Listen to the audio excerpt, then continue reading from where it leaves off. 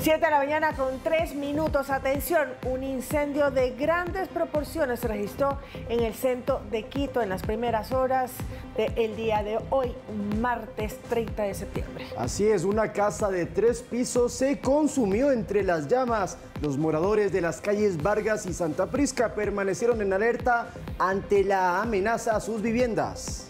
Los bomberos acudieron y constataron que en la casa no habitaban personas. Afortunadamente, por eso no hay heridos. Y el incendio fue controlado en el transcurso de la madrugada. Reiteramos, no dejó víctimas mortales, tampoco heridos, y esto sucedió en San Juan, en el centro de Quito. Trabajaron con 25 efectivos y 8 vehículos para controlar este incendio los bomberos de la ciudad.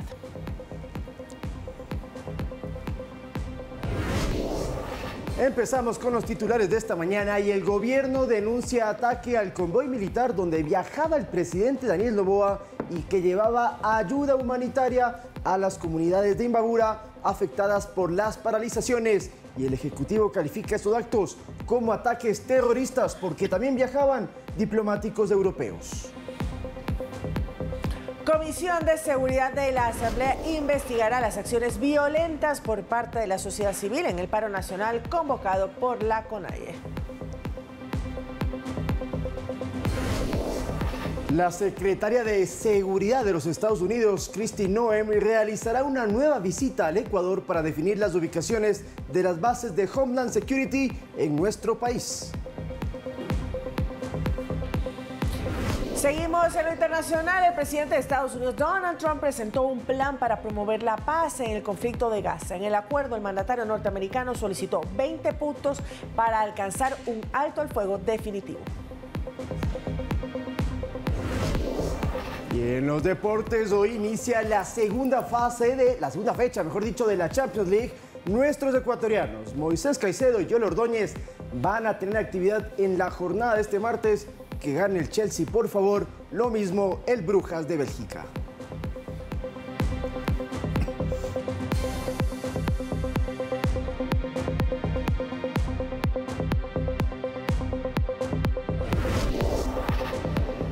Vamos con la información, 7 de la mañana con 5 minutos. El gobierno denuncia un ataque al convoy militar donde viajaba el presidente Daniel Noboa. Así es, este convoy llevaba ayuda humanitaria a las comunidades que han sido afectadas por las paralizaciones. Era un convoy que salió de Quito y se dirigía hacia la provincia de Imbabura. El Ejecutivo califica estos actos como ataques terroristas. Ayer buscaron en Otavalo otro convoy humanitario que yo mismo lideré junto a delegados de la ONU, la Unión Europea, el embajador de Italia y el nuncio apostólico.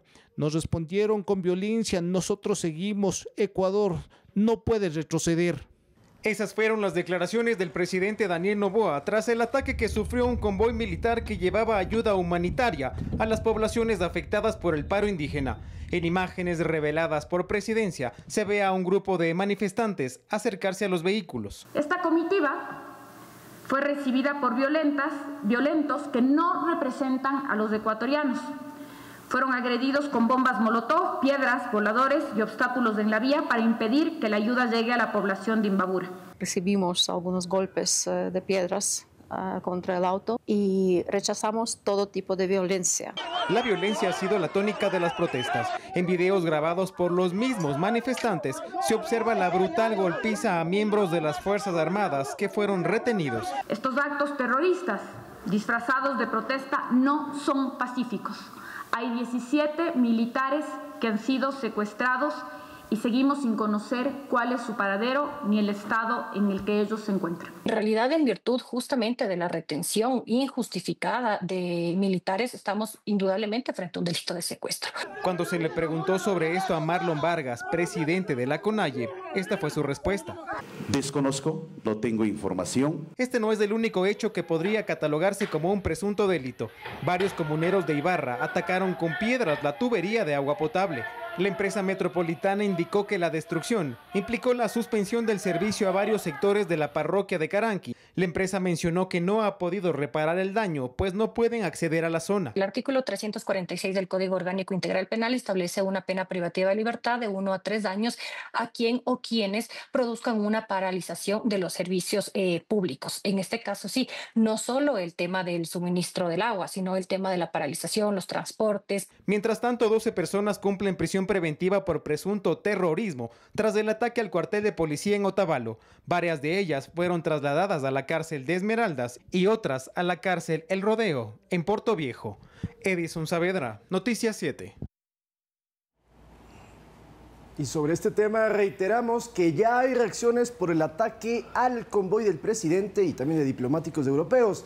De hecho, la embajada italiana en el Ecuador condenó enérgicamente este acto terrorista, en sus palabras, que fue dirigido contra el jefe de Estado ecuatoriano y que subraya que ninguna protesta política violenta puede considerarse legítima. No nos olvidemos que el embajador italiano Giovanni Davoli también estaba en ese convoy, por eso critican, cuestionan y rechazan este tipo de actos. Italia reafirma entonces su compromiso con la paz, el diálogo y la defensa de los principios democráticos que unen a nuestros pueblos y expresa su plena solidaridad con el presidente Noboa y con las instituciones democráticas del Ecuador, que son pilares fundamentales de la estabilidad y de la convivencia pacífica de la nación. ¿Se imaginan ustedes donde hubiese tenido un rasguño el embajador italiano o inclusive la embajadora de la Unión Europea en nuestro país?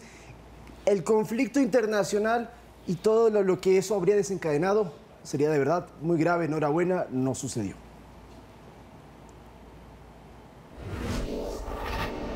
Siete de la mañana con 9 minutos y la paralización convocada por la CONAIE no ha sido acogida por todas las organizaciones indígenas del país ni por otro tipo de pueblos como los montubios. Sí, del lado de estas asociaciones se hace un llamado al diálogo para evitar más enfrentamientos.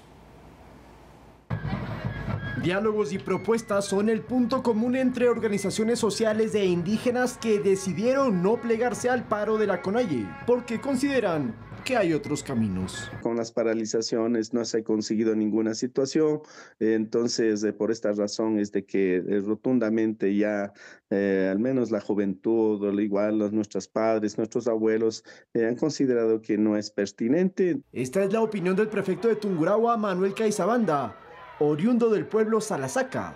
En su provincia, comuneros llegaron a la gobernación de manera pacífica para dejar sus propuestas, algo similar a lo que sucedió en la Amazonía, en Morona, Santiago. Sabemos las consecuencias de un paro, desostros, vandalismo. Gracias a esa predisposición que han tenido los diferentes dirigentes que quieren el progreso de nuestra provincia, se han armado diálogos con diferentes personalidades.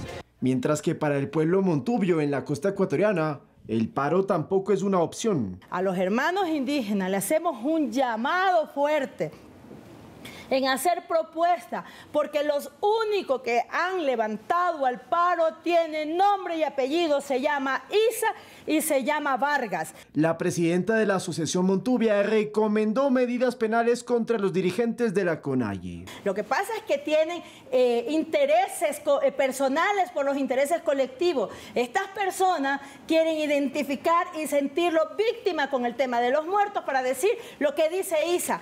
Lo que dice Isa, la renuncia del presidente, todo el tiempo fue eso. El pueblo montubio también ha llevado más de 60 propuestas ante la Secretaría de Pueblos y Nacionalidades. Y al igual que en Tungurahua, rechazan la violencia. Solicito a los dirigentes de la CONAIE, a los dirigentes provinciales, que se sienten a dialogar.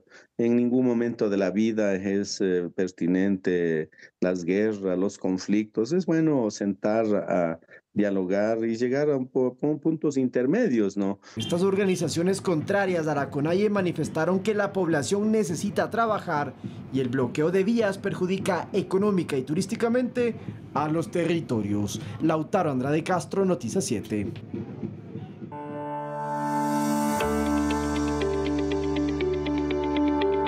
Tu voz cuenta. Agricultores ecuatorianos también son beneficiarios de la redistribución del subsidio del diésel. Son 80,000 en total los pequeños agricultores que reciben un bono de $1,000. Francis Cristina León nos trae los detalles. Una de las 18 medidas para la redistribución del diésel llega a manos de los agricultores de escasos recursos de todo el Ecuador.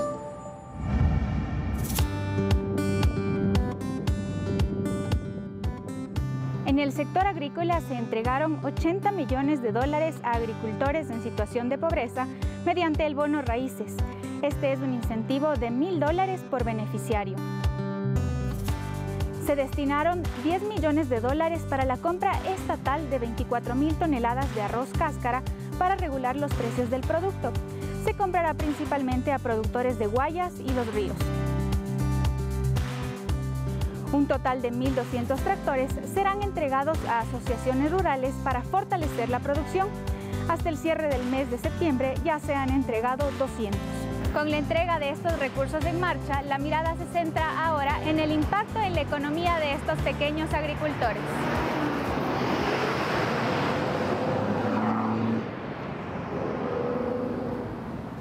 La compra de arroz por parte del gobierno nacional es una medida para evitar la especulación en que se pague menos del precio mínimo de sustentación. Según el ministro Danilo Palacios, el gobierno también efectúa controles en piladoras de las provincias del Guayas y Los Ríos.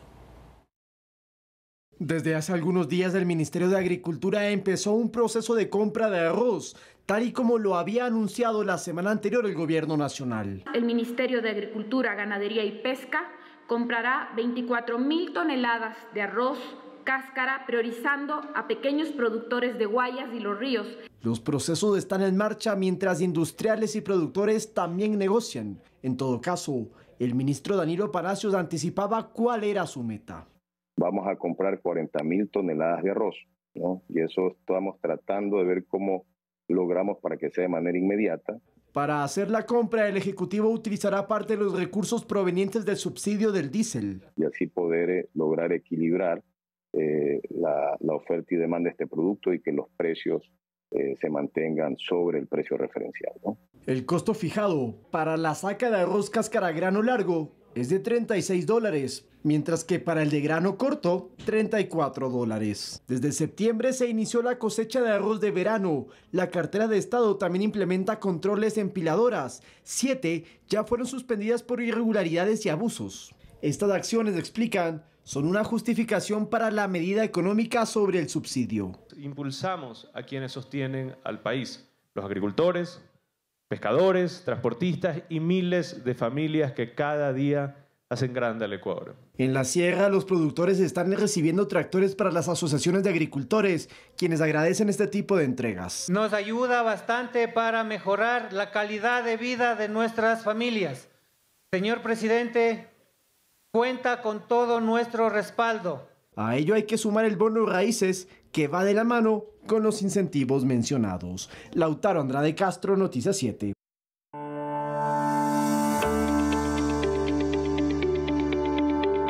Tu voz cuenta. Y está llegando hasta donde debe llegar. Tenemos ayuda para mi hermana, recibe el bono, ella para su alimentación. Y, o sea, yo soy una mujer emprendedora.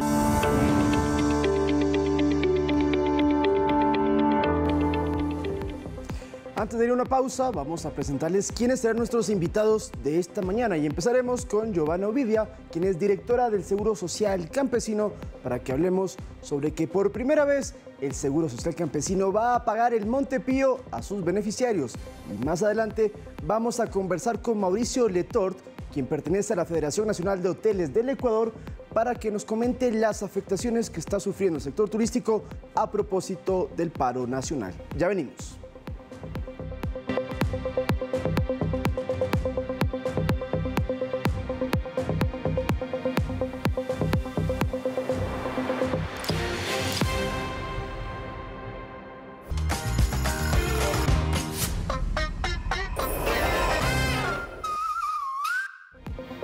(7:49 de la mañana). Más información en Loja. La Policía Nacional decomisó varios tacos de dinamita en las bodegas de encomiendas de la terminal terrestre. El explosivo tenía como destino Imbabura y, según las primeras investigaciones, habría ingresado desde Perú para ser usado en actos violentos. Veamos.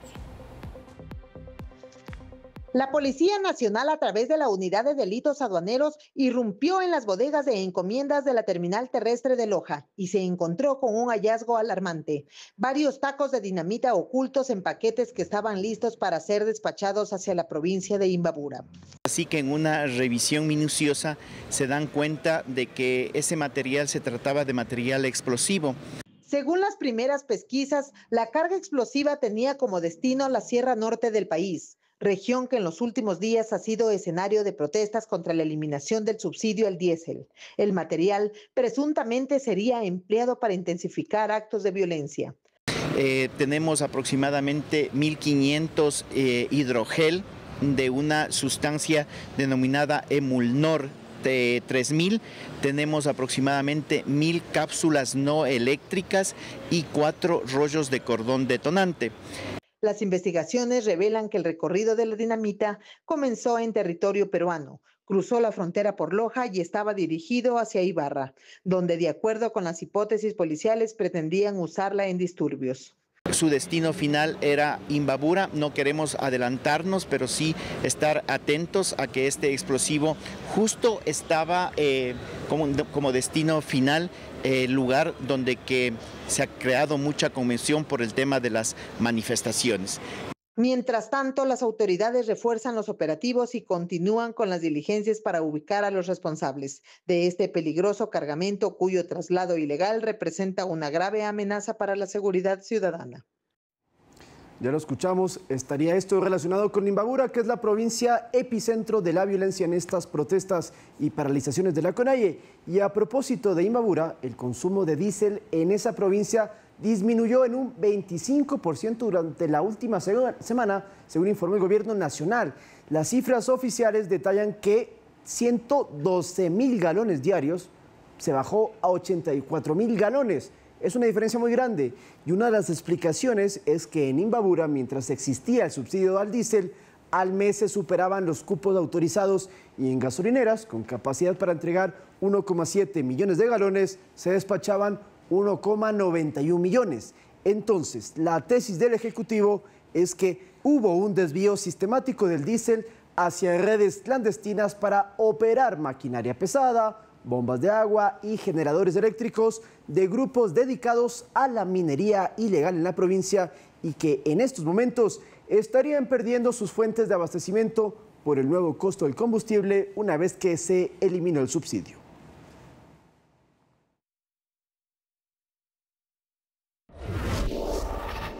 Frontales cuestionamientos hicieron los panelistas de Perspectiva 7 a lo que considera trasfondo de las protestas por la reprogramación del subsidio al diésel. Y también hablaron de la importancia económica de esta medida. Escuchemos.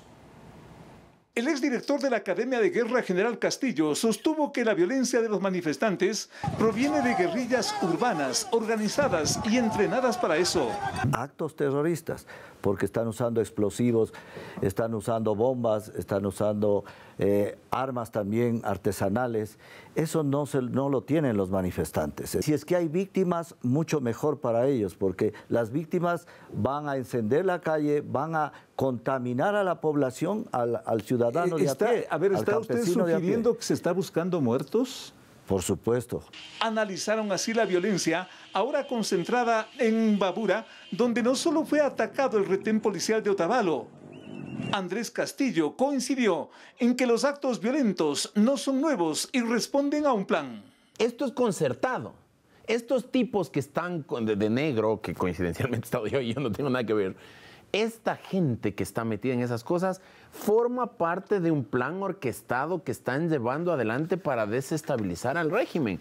El empresario Vivero advirtió que el espectáculo de violencia y la alteración del orden público tiene efectos negativos en lo económico.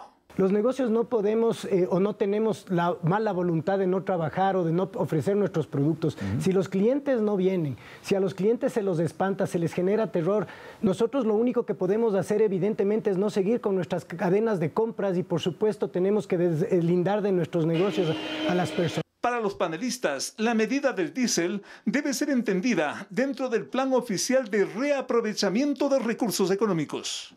A diferencia de lo que pasó con Moreno y a diferencia de lo que pasó con Lasso, el gobierno nacional tiene un plan paralelo, alternativo, para que esa plata que se fue a los escapes de los carros, ahora se vaya a la producción, a la agricultura, a comprar verdaderamente tractores que ayuden a mejorar la producción agropecuaria y agrícola en donde se necesita. Andrés Castillo, el general José Luis Castillo y Diego Vivero en Perspectiva 7. Félix Narváez, Noticias 7.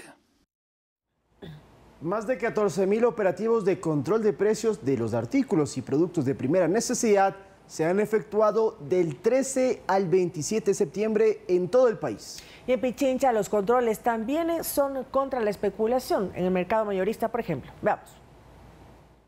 Con presencia permanente en territorio, el Ministerio de Gobierno, a través de las gobernaciones, intendencias y comisarías, intensifica la lucha contra la especulación. A escala nacional, entre el 13 y 27 de septiembre, se ejecutaron 14.259 operativos de control de precio, peso y calidad en mercados, supermercados, tiendas de barrio y centros de abasto. Así, las autoridades buscan garantizar el abastecimiento de productos de primera necesidad.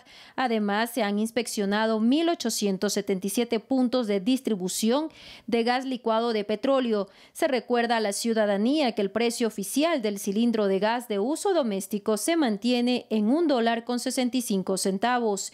En Pichincha, las inspecciones han frenado la especulación. El intendente de policía Mauricio Montalvo encabezó el fin de semana operativos en el sur de Quito y el Valle de los Chillos. En el mercado mayorista se verificó el abastecimiento de productos de la canasta básica en bodegas y puestos de verduras, mientras que en el mercado César Chiriboga de Sangolquí se constató la lista de precios y el suministro de frutas y hortalizas. A escala nacional, hasta la fecha, 500 personas han sido detenidas por especulación de precios y fueron puestas a órdenes de la autoridad competente.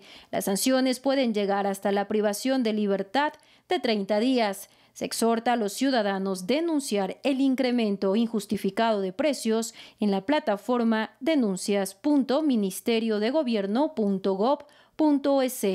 Anaís Estrada, Noticias 7. Vamos a hablar de otro tema, y es que sobre la visita de la secretaria de Estado de los Estados Unidos, la secretaria de Seguridad, la vocera presidencial Carolina Jaramillo intervino desde Cotopaxi, donde también hizo varios anuncios. Vamos a escuchar todo lo que mencionó ayer Carolina Jaramillo. Fueron varios anuncios que hizo la vocera presidencial Carolina Jaramillo. Entre ellos se resalta la producción de electricidad. La funcionaria aseguró que este fin de semana el Ecuador exportó más de 100.000 megavatios hora a Colombia, provenientes de sus excedentes de generación de energía eléctrica. Son un total de $3.300.000 entre lo recibido por la exportación de energía hidroeléctrica y el ahorro de no haber generado energía térmica durante el sábado y el domingo. Esta exportación de energía al vecino país es posible gracias a los trabajos de mantenimiento en la fase 1 de la central hidroeléctrica Coca-Codo-Sinclair.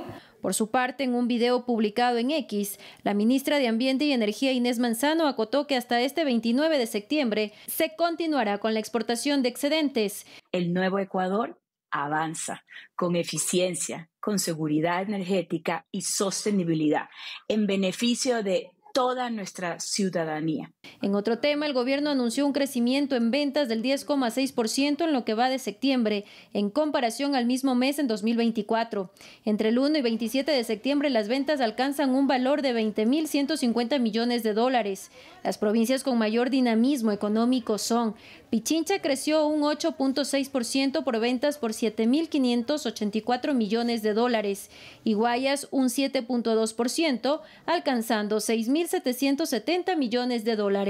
Los principales sectores que han sido motores en crecimiento en ventas son agricultura, comercio, manufactura y turismo. El crecimiento en ventas podría explicarse desde varios frentes. El acuerdo económico con la China ha dado un impulso importante para la exportación de algunos productos, pero también en la agricultura a nivel nacional hemos visto que los productos exportables de la canasta no petrolera, por ejemplo, han tenido un impulso muy importante. Por otro lado, adelantó que la próxima semana se espera nuevamente la visita oficial de Kristi Noem, secretaria de Seguridad de Estados Unidos, para definir la ubicación de las bases de Homeland Security, es decir, del Departamento de Seguridad Nacional estadounidense, responsable del Servicio de Inmigración y Aduanas. Anaís Estrada, Noticias 7.